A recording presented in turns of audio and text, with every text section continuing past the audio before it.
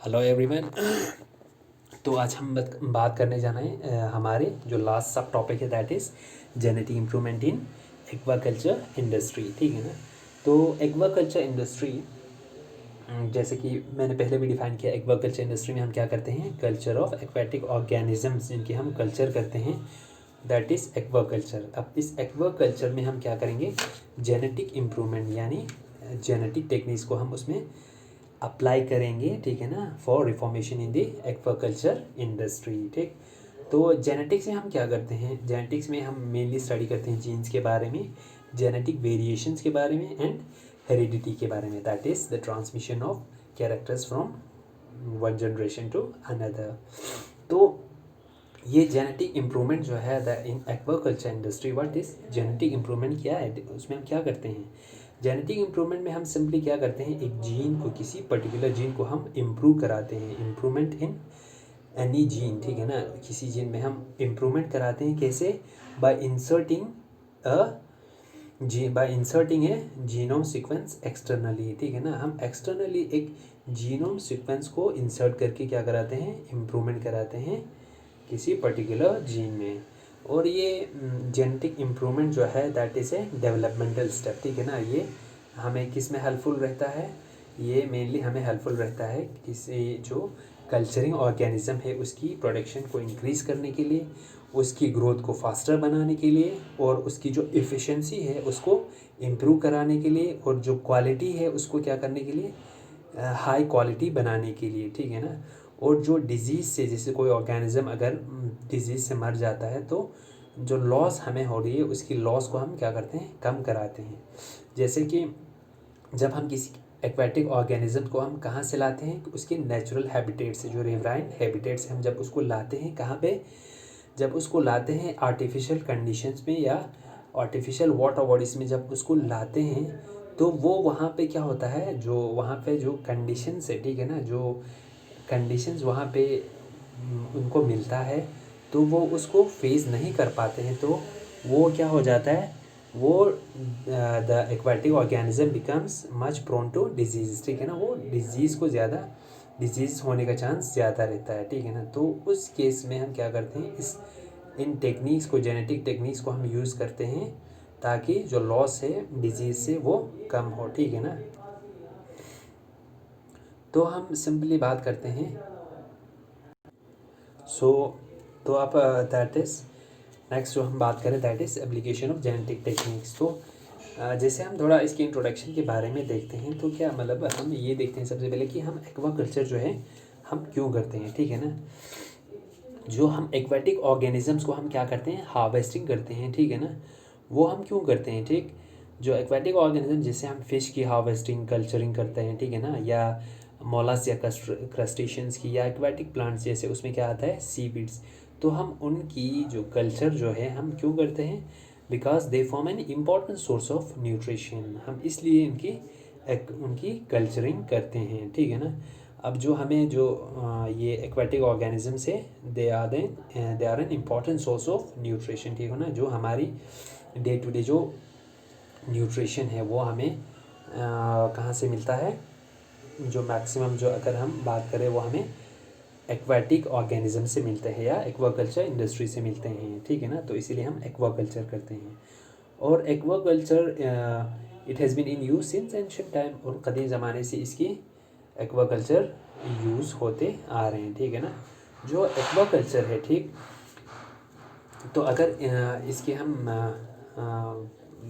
देखें कि ये किस में हमें हेल्प करता है, तो जब एम्प्लॉयमेंट की बात करें तो नियरली ओवर 180 मिलियन पीपल को ये क्या करते हैं, एम्प्लॉयमेंट प्रोवाइड करते हैं। ठीक है ना, वो that forms nearly 8% of the world population. कितना, 8% ऑफ द वर्ल्ड पॉपुलेशन को जो एक्वाकल्चर इंडस्ट्री है वो क्या प्रोवाइड करती है, एम्प्लॉयमेंट प्रोवाइड करती है। And each sector provide about 50% of the world aquatic food supply, और हर उसमें जो हर कोई सेक्टर है वो नियरली 50% क्या प्रोवाइड करते हैं, फूड प्रोवाइड करते हैं। ठीक है ना, नाउ अब डाटा, अब हम यहाँ पे डाटा की बात करते हैं। ठीक है ना, जो एक्वाटिक ऑर्गेनिजम्स है उसकी हम थोड़ा डाटा देखें तो 31,000 स्पीशीज़ हमारे पास क्या है, फिन फिश के स्पीशीज़ हैं, ठीक है ना। एक्वेटिक ऑर्गेनिजम्स की डाटे की बात कर रहे हैं।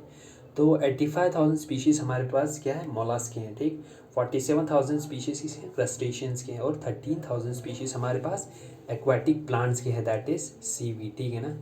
और 5,000 स्पीशीज़ ऑफ वाइल्ड फिशरीज़ हमने क्या है, अप्रोच की हैं, ठीक है ना। फिशरी के लिए 5,000 स्पीशीज़ को हमने क्या किया है, एक्सेस किया हुआ है। और जब एक्वाकल्चर की बात करते हैं, नियरली 400 स्पीशीज़ को हम यूज़ करते हैं, किसमें, एक्वाकल्चर इंडस्ट्री में। एक्वाकल्चर के लिए हम 400 स्पीशीज़ ऑफ फिशेस को हम यूज़ करते हैं, ठीक है ना। तो एक्वाकल्चर एप्लीकेशन की हम बात करें, ठीक है ना, application of genetic techniques in aquaculture, ठीक है ना। तो जब एक्वाकल्चर जब हमारे लिए इतनी हेल्पफुल है, ठीक है ना, तो हमने इसमें क्या किए, इस एक्वाकल्चर को और ज़्यादा फ्लरिश करने के लिए हम इसमें किसकी यूज़ करते हैं, जेनेटिक टेक्निक्स की यूज़ करते हैं, ठीक है ना। तो ये जेनेटिक टेक्निक जो हमने एक्वाकल्चर में यूज़ किया है ना, इट्स ए रिसेंट फिनोमिनन, ठीक है ना। ये एक रिसेंट फिनोमिनन है और अभी तक इस सेक्टर में जो जेनेटिक टेक्निक्स है उसकी एक फुल फ्लेश्ड यूज़ नहीं हुआ है, ठीक है।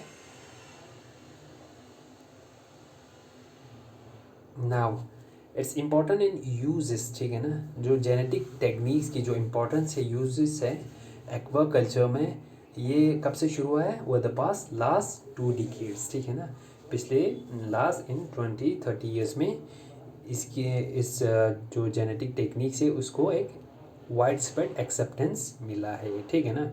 तो genetic improvement and application of biotechnology जो है that play important role in aquaculture development. तो जो जेनेटिक इम्प्रूवमेंट हम अप्लाई करते हैं या अप्लाई कर रहे हैं किस में, एक्वाकल्चर इंडस्ट्रीज़ में, या जो बायोटेक्नोलॉजिकल एप्लीकेशन है जो हम यूज़ करते हैं, वो एक इम्पॉर्टेंट रोल प्ले करते हैं किस में, एक्वाकल्चर डेवलपमेंट में, ठीक है ना।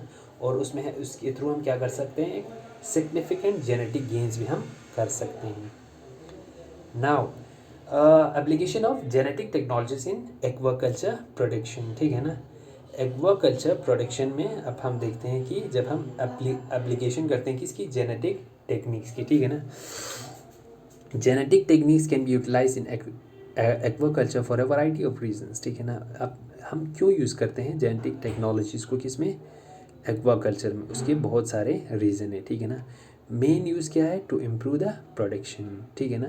सबसे मेन यूज़ जो है, जो एक्वाकल्चर टेक्निक की हम यूज़ करते हैं वो क्या है, प्रोडक्शन को बढ़ाने के लिए, ठीक है ना। और next is improvement in marketability, ठीक है ना, मार्केट्स को इम्प्रूव कराने के लिए। और नेक्स्ट इज़ डिजीज़ रेजिस्टेंट, जो हमारे ऑर्गेनिज्म हैं, जो हमारी फ़िश है, उसको हम क्या बनाते हैं, डिजीज़ रेजिस्टेंट बनाते हैं।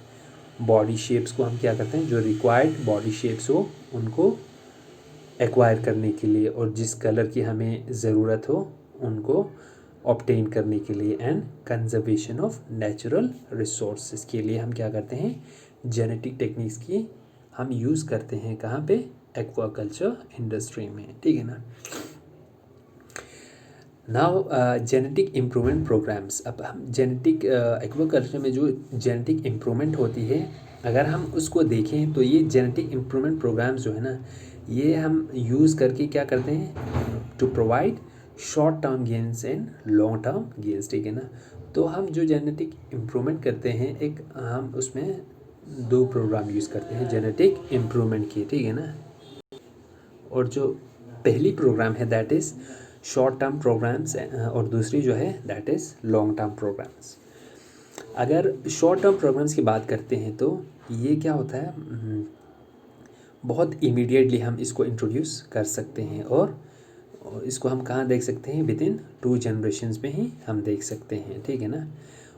हाउएवर जो लॉन्ग टर्म प्रोग्राम्स है हमारे पास, हम उसको किस लिए यूज़ करते हैं, such as selective breeding produce gain that accumulate in each generation. और जो लॉन्ग टर्म से हम जो कोई भी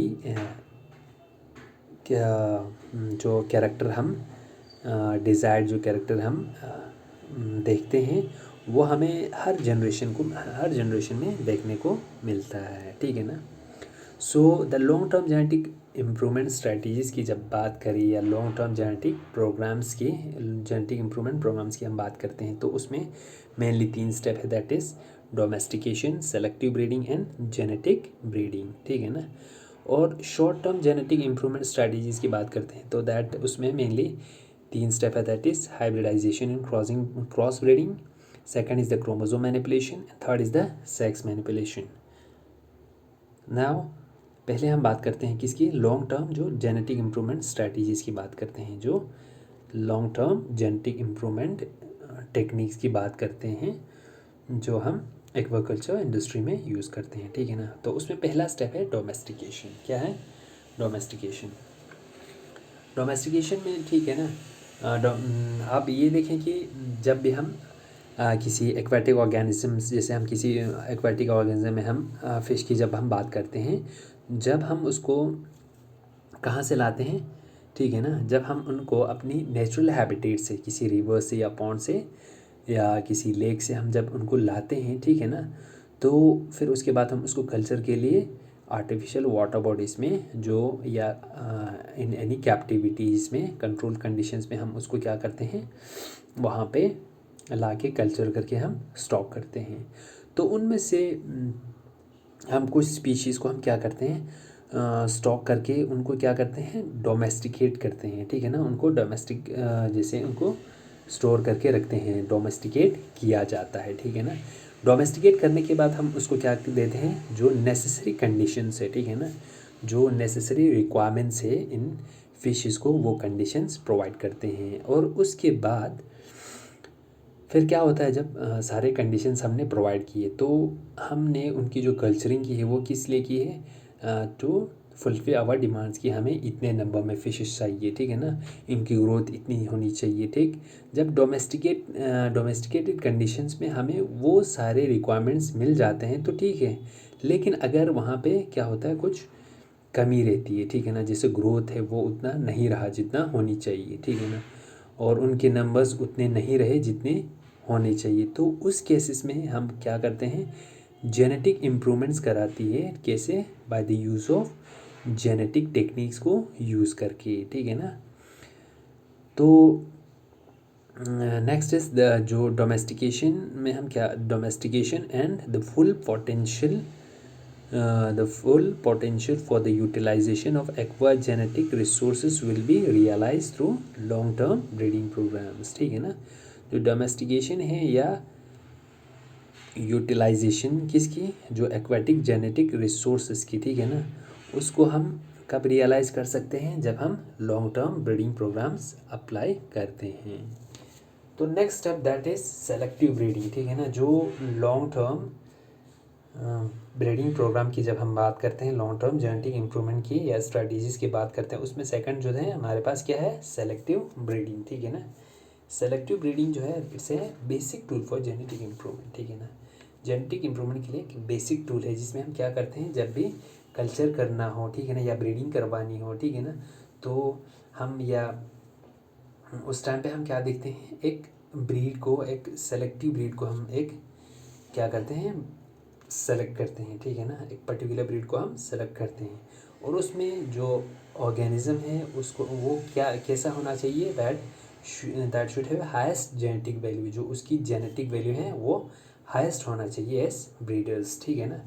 तो जेनेटिक वैल्यू अगर हाई हो तो हम कैसे डिटरमाइन करेंगे, ठीक है ना। जेनेटिक वैल्यू हाई हम कब करा सकते हैं, जब हम उनको रेस कराएंगे, जब हम उनको कल्चर कराएंगे इन एक स्टैंडर्डाइज्ड एनवायरनमेंट में, ठीक है ना, एक स्टैंडर्डाइज्ड एनवायरनमेंट में विद स्टैंडर्डाइज्ड कंडीशन के साथ जब हम उनको रेस कराएंगे तो हमें एक high genetic value of organism मिलेगा, जिसे हम सेलेक्ट कर सकते हैं किसके लिए, ब्रीडिंग के लिए, ठीक है ना। तो जब हम उनको रेस कराते हैं एक स्टैंडर्डाइज्ड एनवायरनमेंट में, तो उसके बावजूद भी अगर हम उस स्टॉक को अगर हम एनालाइज करते हैं तो कुछ डिफरेंसेस हमें देखने को मिलता है, ठीक है ना। हालांकि जो एनवायरनमेंट है वो सबके लिए सेम है, ठीक है ना, सबके लिए एक स्टैंडर्डाइज्ड एनवायरनमेंट हमने प्रोवाइड की थी, लेकिन जब उसमें जो डिफरेंसेस उसके बावजूद भी हमें देखने को मिलता है, तो हम यहाँ से प्रेडिक्ट कर सकते हैं कि जो डिफरेंसेस है वो जीन में होने की वजह से, एंड नॉट द एनवायरनमेंट, क्योंकि एनवायरनमेंट जो है हमने सारे फिशेस के लिए एक ही रखे थे, ठीक है ना।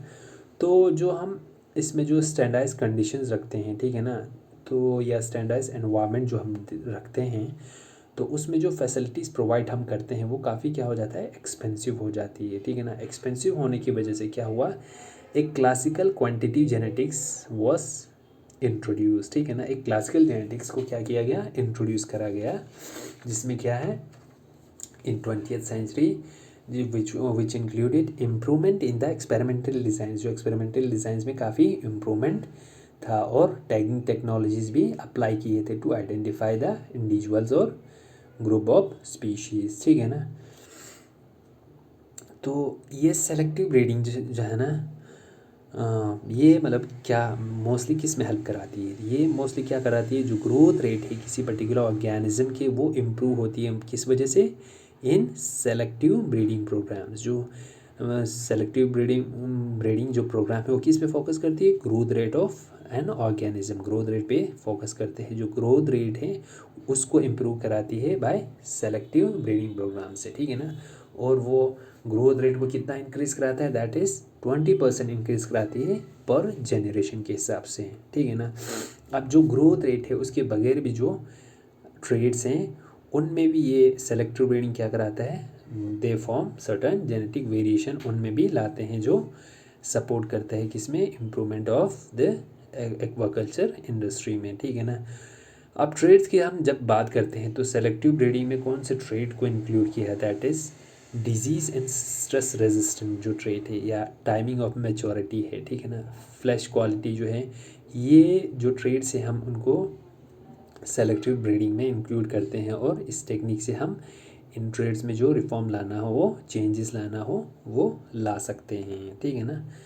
Now the breeding programs that have expanded and they are designed, optimized and new ones initiated। जो ब्रीडिंग टेक्निक्स है डे बाई डे ये क्या हो रहा है, एक्सपैंड होते जा रहे हैं, और डिज़ाइन जो है वो day by day new form होते आ रहे हैं, ठीक है ना। जो सेलेक्टिव ब्रीडिंग अगर हम एग्जांपल देखें कुछ स्पीशीज़ की जिनमें अप्लाई किया गया, that was Atlantic salmon, common carp, या Nile tilapia, these are the species जिसमें क्या सेलेक्टिव ब्रीडिंग को हमने क्या किया था, यूज़ किया, ठीक है ना। नाउ एक और ट्रेट है दैट इज़ डिजीज़ रेजिस्टेंस और रेजिस्टिविटी, ठीक है ना, कि जो डिजीज़ को एक पर्टिकुलर ऑर्गेनिज्म कितना रेजिस्ट करेगा, ठीक है ना। तो the adoption of domesticated and genetic improved wide leg shrimp में, ठीक है ना, resulted in drastic increase in shrimp aquaculture output, ठीक है ना। जब डिजीज़ रेजिस्टेंट ये वाइड लेग जो श्रिम्प है या पीनियस वेनेमी जो स्पीशीज़ हैं, जब हमने इसमें इस टेक्निक को, ठीक है ना, जेनेटिक टेक्निक्स को अप्लाई किया किसके लिए, डिजीज़ रेजिस्टिविटी के लिए, जब हमने यूज़ किया तो इसमें क्या देखा गया कि there was an drastic increase in their aquaculture output, ठीक है ना। जो उनकी आउटपुट में है, आउटपुट जो है इन टेक्निक की वजह से आउटपुट जो है वो हमें बहुत ज़्यादा देखने को मिलता है, ठीक है ना।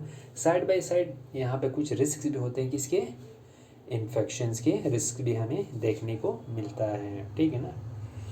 नाउ अगर हम दूसरी एप्लीकेशन देखें, ठीक है ना, तो हमें क्या है कि ये क्या करते हैं, जो ये टेक्निक है, ठीक है ना, ये हमें किस में हेल्प कराती है, जो selective breeding, enhancing feed utilisation, जो फीड हम यूटिलाइज करते हैं, ठीक है ना, उसको बढ़ाने में भी ये टेक्निक्स हमें हेल्प करती है, ठीक है ना। It will continue to be a main engine for driving the global finfish aquaculture industry forward, ठीक है ना। तो हमारी जो एक्वाकल्चर इंडस्ट्री है फिनफिश की, उसको भी आगे बढ़ाने में काफ़ी हेल्प करे। It will be A driving force that will help in taking for the aquaculture industry, ठीक है ना। Now the next step after, पहले हमने देखा डोमेस्टिकेशन, दूसरा सेलेक्टिव ब्रीडिंग, और तीसरा जो है दैट इज़ जेनेटिक इंजीनियरिंग, ठीक है ना। जेनेटिक इंजीनियरिंग ये क्या थे, लॉन्ग टर्म जेनेटिक प्रोग्राम्स थे, ठीक है ना। जेनेटिक इंजीनियरिंग में हम क्या देखते हैं, ठीक, genetic engineering means it's simply the changing of genes, ठीक है ना, जीन्स को हम चेंज कराता है for the improvement of organism, ठीक है ना। तो ये जेनेटिक इंजीनियरिंग में हम mainly it's of two types, इसमें हम दो चीज़ें देखते हैं, that is chromosome set manipulation एक, और दूसरा जो है ट्रांसजेनेसिस टेक्निक। ये दो टेक्निक्स हम इसमें देखते हैं, ठीक है ना।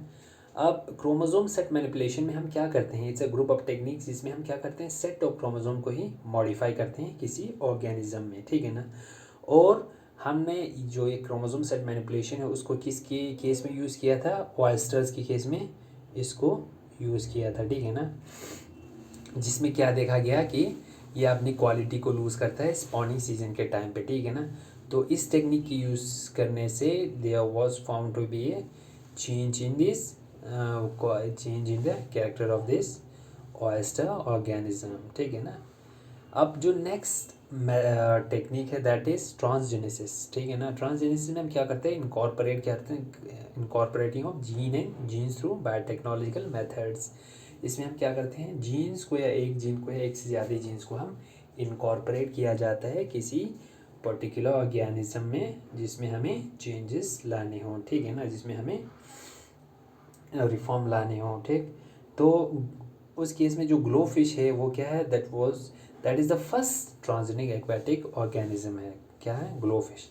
ग्लो फिश के केस में क्या हुआ था, जो फ्लोरेसेंस जीन से हमने उसको यूज़ किया था, किस ऑर्गेनिज्म से उसको लिया था, दैट वाज जेली फिश, ठीक है ना। जेली फिश से फ्लोरेसेंस जीन्स को हमने लिया, फिर हमने उसको किस में इंट्रोड्यूस किया, ग्लो फिश में इंट्रोड्यूस किया, किस लिए, for ornamental multi coloured glow, multi colouration किसी फिश में, ग्लो फिश में मल्टी कलरेशन ग्लो के लिए हमने फ्लोरेसेंस जीन्स को लिया जेली फिश से और उसको इंट्रोड्यूस किया ग्लो फिश में, ठीक है ना।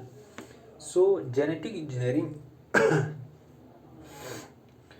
क्या करते हैं, मतलब जेनेटिक इंजीनियरिंग हमें किस में हेल्प करते हैं, ये हमें जो एक्वाकल्चर फीड है इसकी प्रोडक्शन में हेल्प करते हैं। इस टेक्निक से हम क्या कर सकते हैं, जो एक्वाकल्चर हम फीड देते हैं, ठीक है ना, उसकी प्रोडक्शन करा सकते हैं। और ये जिससे हमें ये किस में हेल्प करेगा, जो हमारी डिपेंडेंसी है, ठीक है ना, हम जो हमारी जो कल्चरिंग ऑर्गेनिज्म है हम उसको किस से फीड करते हैं, या फ़िश मील से फीड करते हैं या फ़िश ऑयल से फीड कराते हैं, ठीक है ना। तो इसकी जो हमारी डिपेंडेंसी इन फ़िश मील या फ़िश ऑयल पे बहुत ज़्यादा है उसको कम कराने में इस टेक्निक ने हेल्प किया है, ठीक है ना। और ये किस में हेल्प, ये क्या करता है, that production of aquaculture feed में भी उनकी क्या कराता है, एक्वाकल्चर फीड की प्रोडक्शन कराता है, ठीक है ना। To improve the terrestrial animal and plant based feed ingredients, ताकि हम ज़्यादा डिपेंडेंट नहीं रहे एक्वाकल्चर फीड पे, और हमारी जो टेरेस्ट्रियल एनिमल या प्लांट जो ऑर्गेनिज्म्स है या जो फीड इंग्रेडिएंट्स है उसमें क्या हो, इम्प्रूवमेंट हो, ठीक है ना। अब जेनेटिक इंजीनियरिंग के अगर हम एग्जांपल्स देखें तो जेनेटिकली इंजीनियर्ड यीस्ट है ना, उसको हमने क्या किस लिए प्रोड्यूस किया था, एज ए फीड इंग्रेडिएंट्स, किसके लिए, फिश ग्रोथ के लिए, ठीक है ना, फिश ग्रोथ हार्मोन और कैरोटीनॉइड पिगमेंट्स के लिए, ठीक है ना। हमने क्या की जेनेटिक इंजीनियरिंग से ब्रीडिंग ऑफ प्लांट्स कराया with better amino acid content, ठीक है ना, जिसमें ज़्यादा अमाइनो एसिड कंटेंट बेटर हो, and converting low grade land animal by products into high value protein, ठीक है ना। हमने क्या की, लो ग्रेड जो लैंड एनिमल बाई प्रोडक्ट्स है उनको हाई वैल्यू प्रोटीन में कन्वर्ट किया। अब इसके बाद क्या है, ये था हमारे long term genetic improvements. Now the next is the short term genetic improvement, ठीक है ना। शॉर्ट टर्म जेनेटिक इम्प्रूवमेंट में हम क्या देखते हैं, अगर शॉर्ट टर्म जेनेटिक इम्प्रूवमेंट्स या प्रोग्राम्स की हम बात करते हैं तो ये थोड़ा सिंपल है, ठीक है ना, और शॉर्ट पीरियड ऑफ टाइम में हम इसको अप्लाई कर सकते हैं, और इसमें हमें it is not complicated as that of long term genetic improvement, ठीक है ना। सो इसमें जो स्टेप्स है that is hybridisation and cross breeding, next is the chromosome set manipulation, जो जैसे मैंने पहले कहा, and third is the sex manipulation, ठीक है ना। अब जो hybridisation and cross breeding technique की हम बात करते हैं, ठीक है ना, जो हाइब्रिडाइजेशन, अगर हाइब्रिडाइजेशन की आप बात करें, हाइब्रिडाइजेशन क्या है, ठीक है ना। हाइब्रिडाइजेशन क्या है, ये एक प्रोसेस है जिसमें हम क्या करते हैं, दो डिफरेंट वैरायटीज़ ऑफ ऑर्गेनिज्म को हम कंबाइन कराते हैं, किस लिए, to create a new organism और न्यू हाइब्रिड ऑर्गेनिज्म। एक नए ऑर्गेनिज्म को फॉर्म करने के लिए, क्रिएट करने के लिए हम दो डिफरेंट वैरायटीज़ ऑफ ऑर्गेनिज्म को हम कंबाइन कराते हैं, दैट इज़ हाइब्रिडाइजेशन, ठीक है ना। और जो हमारे पास जो हाइब्रिड बनती है, जो that will B of mixed origin, वो मिक्सड ऑरिजिन का होता है ऑफ बोथ द स्पीशीज़। तो इसमें हम क्या करते हैं, हाइब्रिडाइजेशन एंड क्रॉस ब्रीडिंग में हम कंबाइन करते हैं दो फेवरेबल जो क्वालिटीज़, ठीक है ना, जो हमें रिक्वायर होती है from two genetically different group से, हम दो फेवरेबल क्वालिटीज़ को हम क्या करते हैं, कंबाइन करते हैं, और वहाँ से जो हाइब्रिड बनते हैं उसको हम, और वहाँ से हम क्या है, एक न्यू ऑर्गेनिज्म और न्यू हाइब्रिड को हम फॉर्म करते हैं, ठीक है ना। अब जो हाइब्रिडाइजेशन है, एक है इंट्रा स्पेसिफिक हाइब्रिडाइजेशन और इंटर स्पेसिफिक हाइब्रिडाइजेशन, और इसमें जो हम यूज़ करते हैं मोस्टली क्या करते हैं, इंटर स्पेसिफिक हाइब्रिडाइजेशन करते हैं, ठीक है ना। जब हम इंटर स्पेसिफिक हाइब्रिडाइजेशन जब हमने की, तो जब हम इनके रिजल्ट्स देखते हैं तो हमें बहुत अच्छे रिजल्ट देखने को मिलते हैं, जैसे कि उनकी ग्रोथ रेट जो है वो इम्प्रूव होके हमें मिलता है। जो सेटेराइल एनिमल्स, जैसे सेटेराइल फिशेस की हमें ज़रूरत होती है, उनकी प्रोडक्शन कर सकते हैं, इम्प्रूव फ्लैश क्वालिटी, ठीक है ना। इंक्रीज डिसीज रेजिस्टेंट ऑर्गेनिज्म हम प्रोड्यूस कर सकते हैं, ठीक है ना। Improved tolerance to environmental extreme conditions, ठीक है ना, जो एनवायरमेंटल एक्सट्रीम कंडीशंस को टॉलरेट कर सकते हैं, उस वो ऑर्गेनिज्म से वो ट्रेट हम प्रोड्यूस कर सकते हैं बाय दिस टेक्निक। तो यहाँ पे आप देखें, ये क्या है, जो इमेज दिखा रहा है, एक सेल दिखा रहा है, सेल के अंदर nucleus, you can see the nucleus, ठीक है ना। और इस न्यूक्लियस के अंदर क्या होगा, it will contain the chromosome, ठीक है ना। और इस क्रोमोसोम में क्या होगा, देयर विल द डीएनए, ठीक है ना। और ये डीएनए जो है क्या है, that is the genetic material that contains the information, ठीक है ना, कि एक पर्टिकुलर ऑर्गेनिज्म में कौन सा कैरेक्टर बनना है, किस तरह का कैरेक्टर बनना है, गोरा बनना है, काला बनना है, या लंबा छोटा, जिस तरह का भी बनना हो, तो वो जो इन्फॉर्मेशन है वो इस डीएनए में स्टोर्ड फॉर्म में रहता है, ठीक है ना। और इस टेक्निक में हम क्या करते हैं, इस डीएनए में जो जीन्स हमें रिक्वायर्ड हो, जो डिज़ायर्ड जीन्स हो, हम इसी डीएनए में हम इंसर्ट करते हैं, ठीक है ना। Now the next technique, that is after hybridization and cross breeding, the next step is chromosome set manipulation, ठीक है ना। क्रोमोसोम सेट मैनिपुलेशन में हम क्या करते हैं, एक कंप्लीट सेट ऑफ क्रोमोसोम को हम क्या करते हैं, चेंज करते हैं, जिससे पॉलीप्लाइडी भी कहते हैं और पॉलीप्लाइडाइजेशन भी कहते हैं, ठीक है ना। जो manipulation of chromosome set has been accomplished in aquatic species, ठीक है ना, through thermal and chemical shocks to develop embryos. जो मैनिपुलेशन करते हैं क्रोमोसोम सेट का हम एक्वाटिक ऑर्गेनिजम्स में, वो किससे करते हैं, थर्मल या केमिकल शॉक्स देकर करते हैं, ठीक। और इस टेक्निक से हम जो ट्रिप्लेट ऑर्गेनिजम्स हैं उनको हम प्रोड्यूस करते हैं, दैट आर, वो क्या होते हैं, सेटेराइल होते हैं। जो ट्रिप्लेट ऑर्गेनिजम्स हैं हम उनको क्यों प्रोड्यूस करते हैं, ठीक है ना, वो सेटेराइल होते हैं, ठीक है ना। तो उनका जो मैचुरेशन और रिप्रोडक्शन ऑफ गैमीट्स में जो एनर्जी जाती है, ठीक है ना, या जो टाइम और एनर्जी जाती है, वो इन सेटेलाइट ऑर्गेनिजम्स में वो क्या हो जाती है, बच जाती है। और वो एनर्जी जो सारा है वो किस में देती है, ऑर्गेनिज्म अपनी ग्रोथ प्रोसेस में यूटिलाइज करते हैं, ठीक है ना। सो ट्रिप्लाइट ऑर्गेनिजम्स की हम इस टेक्निक से फॉर्मेशन कराते हैं। नाउ अगर हम देखें जो क्रोमोसोम सेट मैनिपुलेशन है, it has not resulted in many commercial applications for finfish, ठीक है ना। इस कोई रिजल्ट नहीं दिए किस केस में, फिन फिशेस के अगर केसेस में हम देखें तो it has not resulted in commercial application, ठीक है ना। तो ये मोस्टली कहाँ पे यूज़ होता है, तो अगर हम इनकी यूज़ के देखें, ठीक है ना, use of triploids has become an important part in oyster farming industry. Oyster farming industry में इन ट्रिप्लॉइड्स की क्या है, एक इम्पॉर्टेंट रोल है, ठीक है ना। एंड वहाँ पे बहुत पोटेंशियल है इस जो ट्रिप्लॉइड ऑर्गेनिज्म फॉर्मेशन है उनकी बहुत पोटेंशियल कहाँ पे है, ऑयल फार्मिंग इंडस्ट्री में, ठीक है ना। फॉर एग्ज़ाम्पल जब हम ट्रिप्लॉइड पैसिफिक ऑयस्टर्स को हम देखते हैं, ऑब्जर्व करते हैं, ठीक है ना, इस क्रोमोसोम सेट मैनिपुलेशन टेक्निक के बाद, तो हमें क्या देखने को मिलता है, नियरली 14 to 159% ग्रोथ इम्प्रूवमेंट हमें देखने को मिलता है इस ऑयस्टर फार्मिंग इंडस्ट्री में। तो इस पॉलीप्लॉइडी में हम क्या मोस्टली ट्रिप्लॉइड और टेट्राप्लॉइड फिशेस को हम क्या करते हैं, इनको हम क्या करते हैं, ऑब्टेन करते हैं, ठीक है ना। ट्रिप्लॉइडी को हम कैसे किस तरह इंड्यूस करते हैं, by second polar body retention से, ठीक है ना। और टेट्राप्लॉइडी को हम कैसे ऑब्टेन करते हैं, बाय फर्स्ट मियोटिक इंटरफेरेंस, जो फर्स्ट मियोसिस माइटोटिक इंटरफेरेंस, जो फर्स्ट माइटोसिस होता है उस स्टेप में इंटरफेयर करके जो टेट्राप्लॉइडी है उसको अटेन करते हैं, ठीक है ना। सो ट्रिप्लॉइडी को हमने किस में इंड्यूस किया मोस्टली हम किस में इंड्यूस करते हैं, दैट इज़ कॉमन कार्ब और ग्रास कार्ब में, ठीक है ना।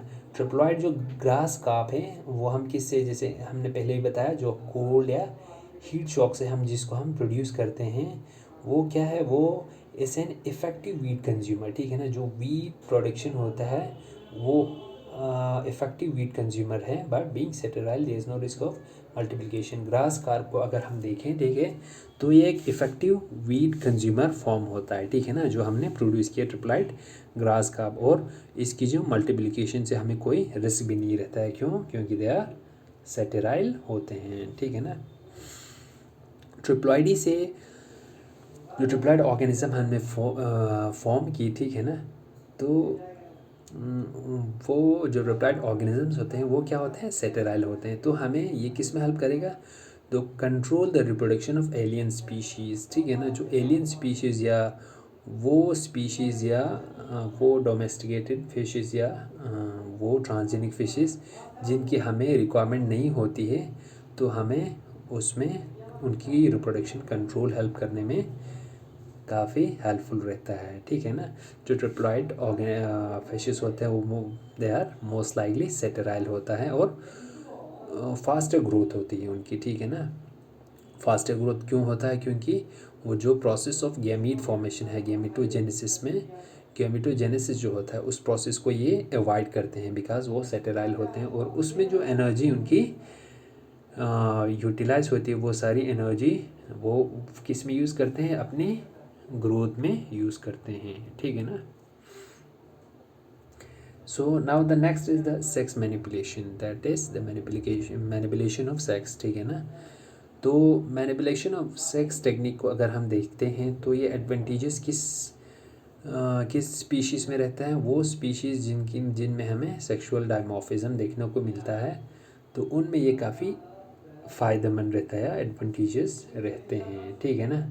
Monosex male stocks have considerable commercial benefit, और जो हम मोनोसेक्स जो मेल स्टॉक बनाता है उनकी कमर्शियल बेनिफिट हमें देखने को मिलता है बहुत सारे स्पीशीज़ में, और पर्टिकुलरली इस केस में टिलापिया स्पीशीज़ में, ठीक है ना। हमने इस टेक्निक को by sex manipulation female trout और साल्मन जो है उनकी बेटर ग्रोथ भी हम देख सकते हैं, ठीक है ना। और जो सेक्स ऑफ द फिश है वो हम इजीली किससे मैनिपुलेट कर सकते हैं, बाय हार्मोनल ट्रीटमेंट्स, ठीक है ना। हार्मोनल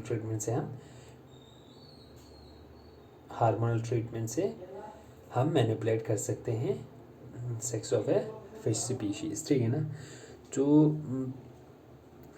तो मोनोसेक्स जो फ़िश कल्चर है, जब हम सेक्स कंट्रोल की बात करते हैं, ठीक है ना, जो मोनोसेक्स फ़िश कल्चर है वो काफ़ी एडवांटेजेस रहता है, कब रहता है, ठीक है ना, when one sex grows bigger than the other, ठीक है ना। यानी जो और द स्टाइल पॉपुलेशन जो हम ग्रो करते हैं, ठीक है ना, इस टेक्निक से वो काफ़ी इकोनॉमिकल रहता है, ठीक है ना, इन फिश फार्मिंग।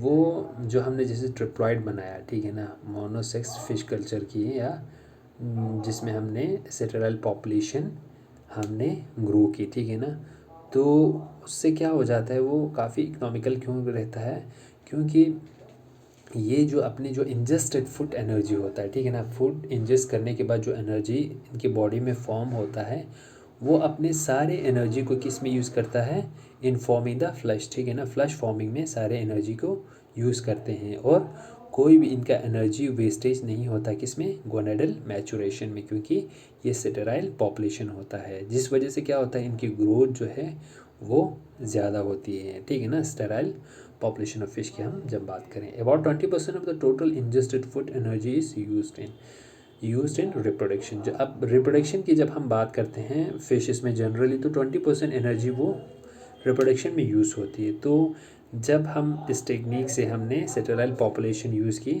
तो जो ये टोटल 20% एनर्जी जो रिप्रोडक्शन में यूज़ होती है, उसको हम फिश ग्रोथ में हम यूज़ कर सकते हैं और फ्लैश फॉर्मेशन में यूज़ कर सकते हैं, ठीक है ना।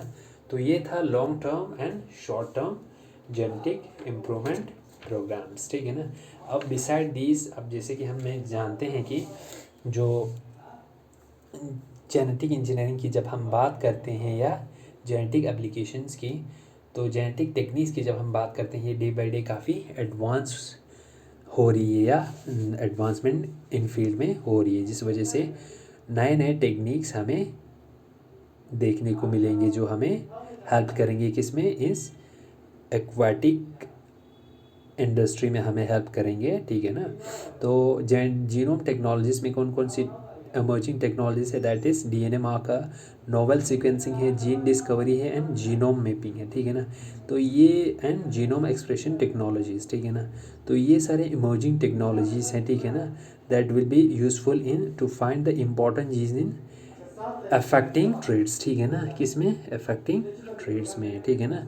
ये सारे किस में हेल्प करेंगे, इम्पॉर्टेंट जीन्स हमें किस में हेल्प करेंगे, जो अफेक्टिंग ट्रेड्स है उसको मैपिंग के लिए और उसको फाइंड आउट करके उसको करेक्शन करने के लिए हम इन ट्रेड्स की जो डिज़ायर्ड ट्रेड्स हैं उनकी रिक्वायरमेंट के लिए हम इन टेक्निक्स को यूज़ कर सकते हैं, ठीक है ना। So this was all about the genetic manipulation in aquaculture industry. So thank you very much.